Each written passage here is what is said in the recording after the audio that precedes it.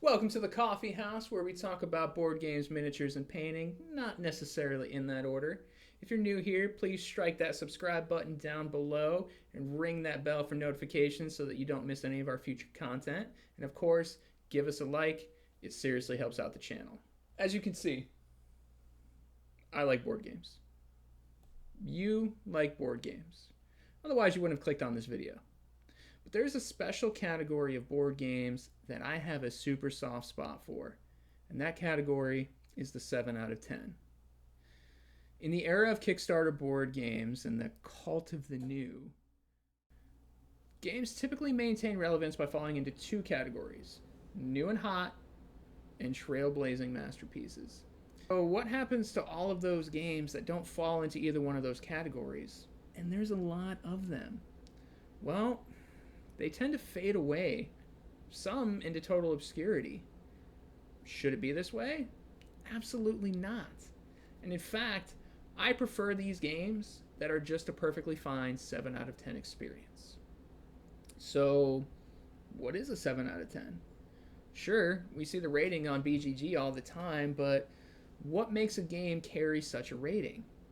For me, a 7 out of 10 is a game that accomplishes exactly what it set out to do. No more, no less. Are these games masterpieces? Do they reinvent the wheel? Are they something all future designs henceforth should set out to replicate? Well, no. That's not the point. And I love them for it. There's something to be said for the wonderfully average. There's comfort to it, a familiarity that makes these games so endearing.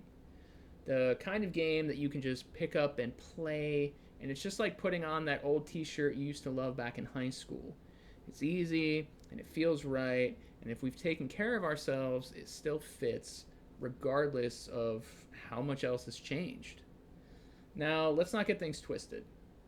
I love new mechanics, fresh twists, and new ideas that I've never seen before as much as the next person. It's always exciting to have your mind blown in ways you never thought possible. But you know what I spend more time playing? 7 out of 10. The old reliable. Every time I break open one of these games, I know exactly what to expect. The kind of experience that I'm going to have. If I crack open a box of Zombicide, sorry Simon, I know I'm going to move buckets of miniatures and throw handfuls of dice, and then I can just shut my brain off for 2 hours and go on a ride. Just like if I was going to see whatever the latest blockbuster from Marvel is playing at the cinema. Sorry, Marvel. I know that when I table Dungeon Saga Origins, it's going to be everything that I expect and want in a dungeon crawler, both to its praise and its detriment.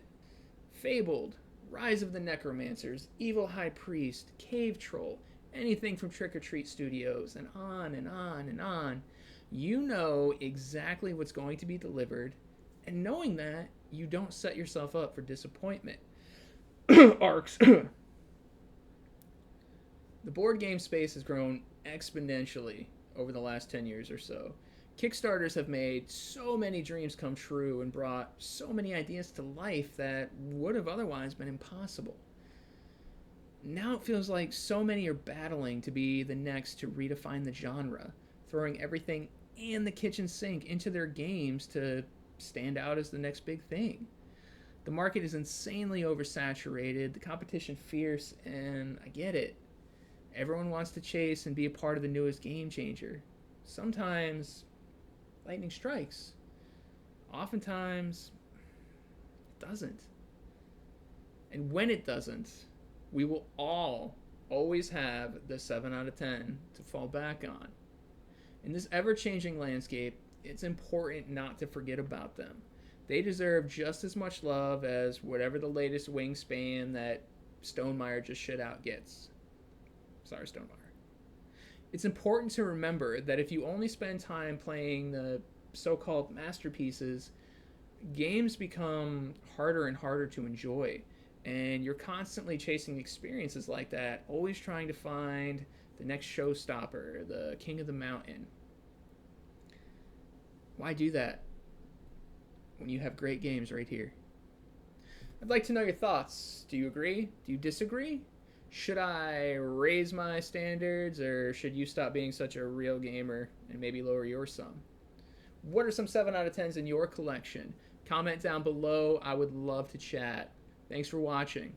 Now, if you'll excuse me, I'm going to go shut my brain off for 2 hours and enjoy a 7 out of 10. We need more of them, not less.